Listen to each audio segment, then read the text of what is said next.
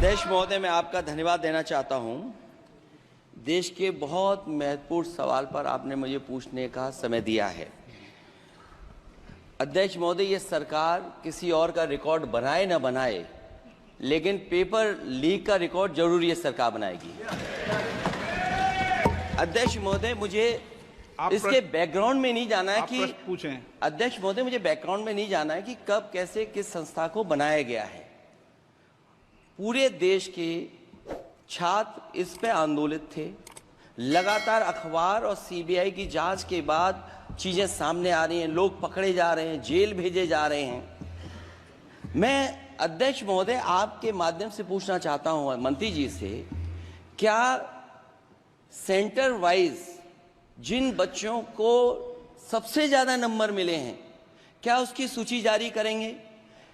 30,000 सीटें जहां हैं, कई सेंटर अध्यक्ष महोदय ऐसे हैं जहां 2,000, 2,500 बच्चे पास हो गए हैं। सरकारी सीटें 30,000 हैं। कई सेंटर में 2,000 से ज्यादा पास हो गए। कई प्रदेश के ऐसी जगह है जहां पर कुछ सेंटर से 600 से 650 से ज्यादा सबसे ज्यादा नंबर हैं। और अगर वो संस्था इतनी क्रेडिबल थी तो अध्यक्ष महोदय, जिन सेंटर्स पे ये परीक्षा हुई उन सेंटर्स का इंफ्रास्ट्रक्चर क्या था? क्या मंत्री जी ने जानकारी की थी इस बात की? अध्यक्ष महोदय, मेरे आपके माध्यम से एक ही निवेदन है कि बिना ये मंत्री जी रहेंगे तो न्याय नहीं मिलेगा बच्चों को। अध्यक्ष महोदय, आदरणीय अखिलेश जी की प्रश्न का मैं विनम्रता से उत्तर देना चाहूंगा कि अभी अभी सुप्रीम कोर्ट में जो चल रहा है केस, सुप्रीम कोर्ट ने ऑर्डर दिया पूरा विद्यार्थियों की सूची को वेबसाइट में उपलब्ध करा दो। सर, पिछले 3 दिन से देश भर की सारे विद्यार्थियों की लिस्ट पब्लिक डोमेन में उपलब्ध है। ये सारा चीज खुले पे है और कई प्रकार की तर्क आ चुका है। सर, मैं एक अभी उसमें केरल के विद्यार्थी भी अच्छे किए हैं। क्या हम ये कहेंगे भी वहां भी कुछ गड़बड़ी हुई थी? ऐसे आरोप करना, मैं देश की ग्रामीण इलाका, देश की एसटी एससी इस बार सबसे अच्छा परफॉर्मेंस करने वाले देश की एसटी एससी ग्रामीण बैकग्राउंड आर्थिक पिछड़े लोगों की है। क्या हम उनकी मेधा को हम चुनौती देते हैं?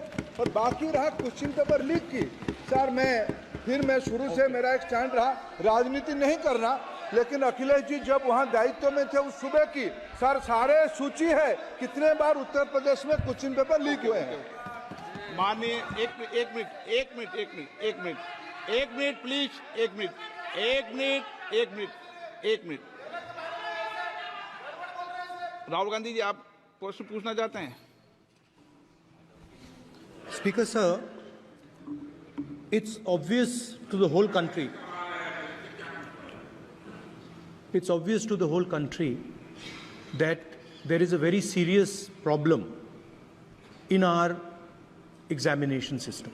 This is not just a question of NEET, it is in all the major examinations.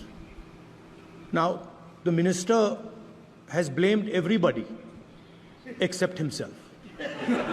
Right? I don't even think he understands the fundamentals of what is going on here. आप प्रश्न क्या है आपका? आ रहा हूं सर। सर, ये मैं question को सेटअप कर रहा हूं। प्रश्न पूछते हैं।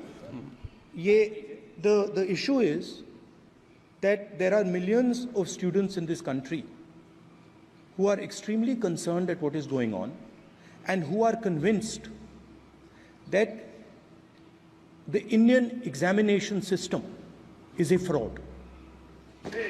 That is what is at stake here.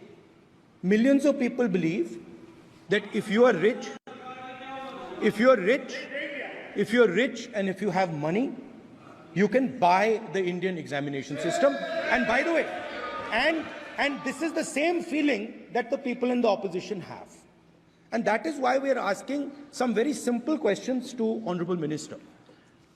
Number one, as this is a systemic issue, what exactly are you doing to fix this issue at a systemic level? Yes.